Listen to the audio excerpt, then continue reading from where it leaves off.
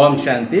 ఇప్పుడు మనం ఓజీ ఓమి కోసం క్లారిటీగా తెలుసుకుందాం.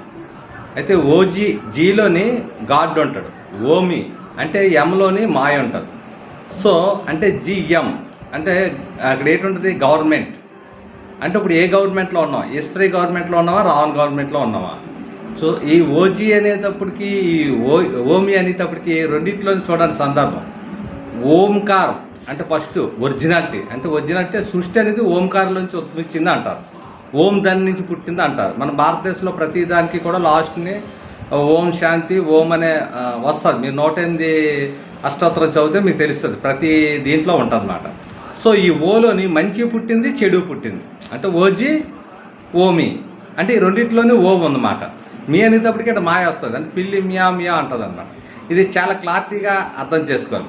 అంటే కొన్ని పాజిటివ్ అనమాట. అంటే భగవంతుడు ఎప్పుడు పాజిటివ్గా ఉంటాడు, మాయ ఎప్పుడు నెగిటివ్గా ఉంటుంది. అంటే మాయ మన పిల్లడు పుట్టినప్పుడు ముందు మాయ పుడుతుంది అంటారు పూర్వం పెద్దలు అనేవారు.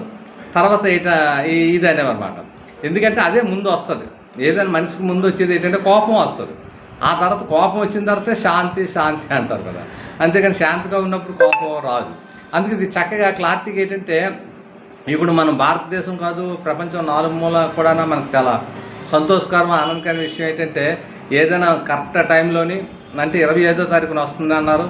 అదే మనకి దసరా ప్రతిసారి 10 అవతారాలకి ఈసారి 11 వచ్చింది. ఆ 25వ తారీఖు కొత్త అవతారం అనేది నేను చూశాను, ఎంత దేంట్లోనో ఉన్నదన్నమాట. అయితే ఇక్కడ ఏంటంటే ప్రతిదానికి ఒక క్లారిటీ ఉంటుంది అన్నమాట. ఏది జరిగినా ఒక ఆధ్యాత్మికతో కూడుకునే ఉంటుంది. ఇప్పుడు అన్నారు కదా ఓజీ అనేటప్పుడు గాడ్, జీవో జనరేషన్.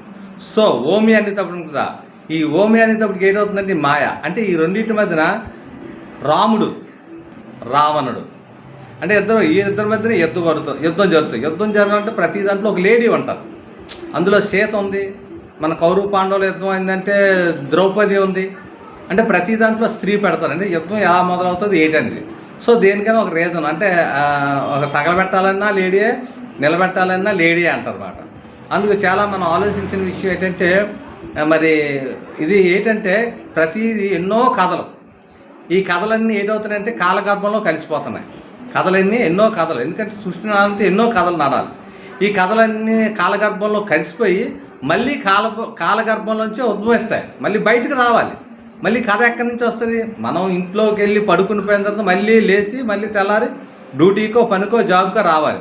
అంటే ఇక్కడ పరమాత్ముడు ఏంటంటే ఆనా ఔర్ జానా, లేనా దేనా.